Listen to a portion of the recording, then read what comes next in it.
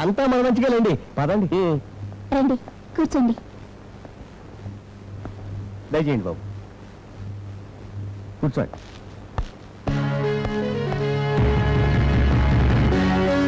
నమస్కారం. నమస్కారం, కూర్చోండి. ఎంత మగపెళ్లి వారమైనా తమరు కూర్చోకుండా. ఈయన తమరు కాదు, తమరు గారి పర్సనల్ సెక్రటరీ పొల్లారా. ఆ ముక్క మేము దండం పెట్టమని చెప్పాలి. సెక్రటరీ ఎంత అదిరాడంటే ఆయన ఎంత కుడతాడు.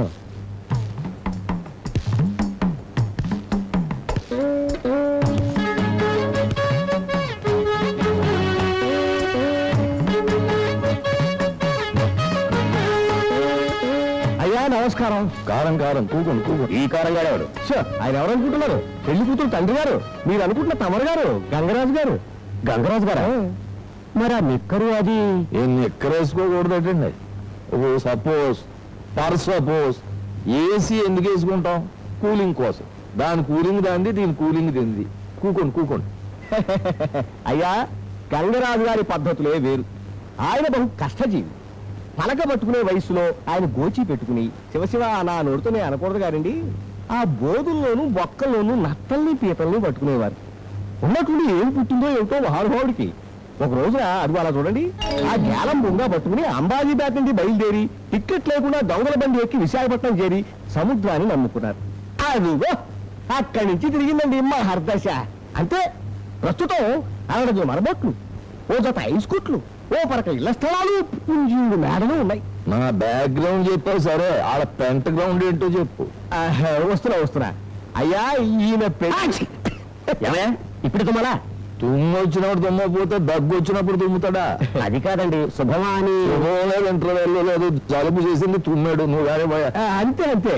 అయ్యా, ఈయన పెళ్లి కొడుకు, ఈయన వీరి తండ్రి గారు. దొండపాడు పేరు వినే ఉంటారు తమరు. ఓ పాలు విన్నానులే, చెప్పు. ఆ ఉన్న రైల్వే స్టేషన్ తప్ప మిగతా అంతా వీదే. ఏం ఆ స్టేషన్ మాత్రం ఎందుకు వదిలేశారు? వీరి తాతగారు తెలియక గవర్నమెంట్ దానం చేశాక అది తప్పు అని ఈయన కోర్టుకు ఎక్కారు.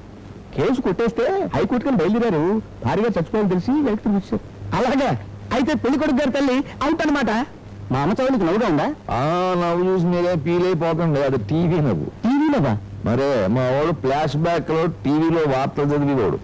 మంచిగా చేయడమైనా సరే నవ్వుతూ చదవడం అలవాటు చేసుకున్నాడు. పోయినాడు పెద్ద ప్రజానాయకుడు చచ్చిపోతే జనం అంతా ఏడుతుంటే ఈడు ఆ వార్త కూడా నవ్వుతూ చెప్పాడు. దాంతో వాళ్ళకి చదువుతూ ఉద్యోగం తీసేశారు. ఈడికి నవ్వు మాత్రం అలా మిగిలిపోయింది. నువ్వు చెప్పు. అబ్బాయి పేరు 100 ఎకరాలు బాగానే ఉంది. యాపీసు దున్నడం వచ్చా?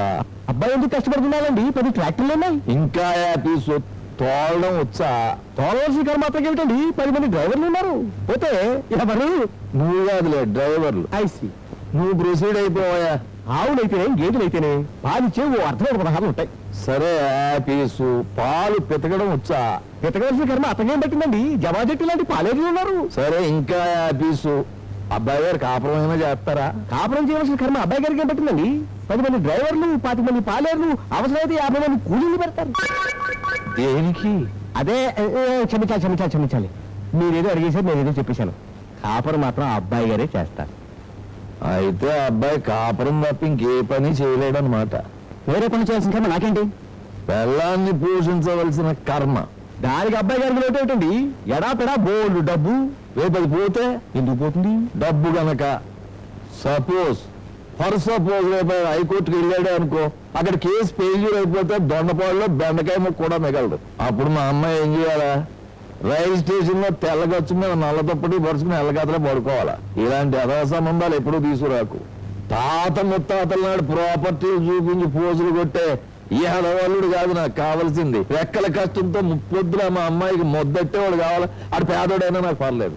అలాగా పోతే మేము తలుపులు వేసుకుంటాం. చిత్తం అనండి. గొప్ప సంబంధం.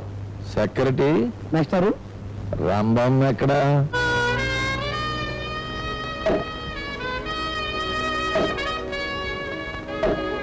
రంభా